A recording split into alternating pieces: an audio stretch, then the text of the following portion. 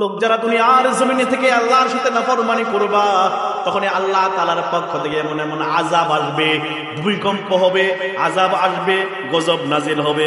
করুণার মতো সবচেয়ে বড় আযাব আল্লাহ তাআলা দুনিয়ার জমিনে দিবেন। ধরে বলেন ঠিক কিনা? আল্লাহ রাসূল বলেন যে সমস্ত আযাব গজব হয় একমাত্র আমাদের গুনাহের কারণে। আমরা যারা দুনিয়ার জমিনে থেকে আল্লাহর সাথে নাফরমানি করি, আল্লাহর সাথে নাফরমানি করতে করতে আল্লাহকে ভুলে গিয়ে নবীর আদর্শকে ছেড়ে দিয়ে যারা দুনিয়ার জমিনের গুনাহ করে, এই গুনাহের বিনিময়ে আল্লাহ তাআলা আমাদেরকে আযাব গজব দিয়ে থাকেন। এই গুনাহ থেকে, এই আযাব গজব থেকে, এই ভূমিকম্প থেকে, এই আযাব গজব বিপদ আপদ বালা মুসিবত থেকে বাঁচতে হলে আমার আপনার কাজ থাকবে আল্লাহ তাআলার কাছে তওবা ছাড়া কোনো উপায় নাই, আল্লাহ তাআলার কাছে মাপ ছাড়া কোনো উপায় নাই। সর্বদিক দিয়ে হিসাব করে আমরা বুঝতে পাইলাম গুনাহ করব, খারাপ কাজ করব, নাফরমানি করব। সর্বশেষ আল্লাহ তাআলার কাছে আমরা খালেস নিয়তে সকলে তওবা করে মাপ চাইব। জোরে বলেন ঠিক কিনা? মাপ চাইবো তো আল্লাহ তাআলা মাফ করে দিবেন।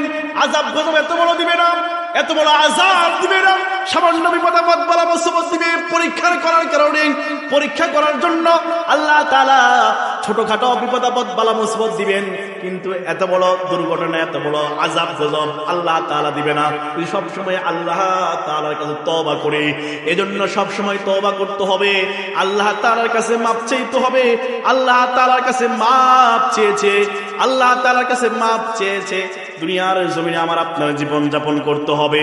দুনিয়ার জমিনে থেকে যদি আল্লাহকে ভুলে যাই, আল্লাহর সাথে নাফরমানি করতে থাকি, নবীর আদর্শকে ভুলে যাই, তাহলে আল্লাহ তাআলা এরকম আযাব গজব আমার উপর দুনিয়ার জমিনে নাজিল করবেন।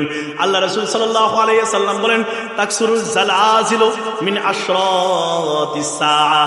আল্লাহ রাসূল বলেন অধিকাংশ যে আযাব গজবগুলো মুসলমানদের উপর, দুনিয়ার মানুষের উপর আসে, এই সমস্ত আযাব গজব অথবা এই ধরনের ভূমিকম্প যেগুলো মুসলমানদের উপর আসে, অধিকাংশ সময় এই সমস্ত আযাব গজব হলো একমাত্র কিয়ামতের আলামত। তার মানে আমরা এখান থেকে বুঝতে পারলাম করোনা আইয়ে গেছে, এটা একটা কিয়ামতের আলামত ছিল। তো বলুন ঠিক কিনা? এবার সবাই বলেন দেখি কিয়ামত হবে কি হবে না?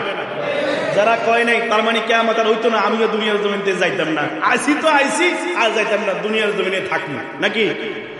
কন না কত কিয়ামত হবে কি হবে না? আরো জোরে বলতে হবে কিয়ামত হবে কি হবে না? কিয়ামত হবে, এই দুনিয়া ধ্বংস হয়ে যাবে, দুনিয়ায় কোনো কিছুই থাকবে না। আমি কি না একটা পাখি, সাধারণ ছোট্ট মাছ থেকে শুরু করে একটা পিঁপড়া পর্যন্ত দুনিয়ার জমিনে থাকবে না। একদিন এই পৃথিবী পরিপূর্ণ ধ্বংস হয়ে যাবে। যারা বলেন ঠিক কিনা? দুনিয়া থাকবে না, সব শেষ। এই জন্য আল্লাহ রাসূল বলছেন এই সমস্ত আযাব গজবগুলো যেগুলো আসে ম্যাক্সিমাম হলো এগুলো একটা কিয়ামতের নিদর্শন, কিয়ামতের আলামত। মনে করেন আজকে যে ভূমিকম্পটা হয়েছে, এটা একটা কিয়ামতের আলামত ছিল।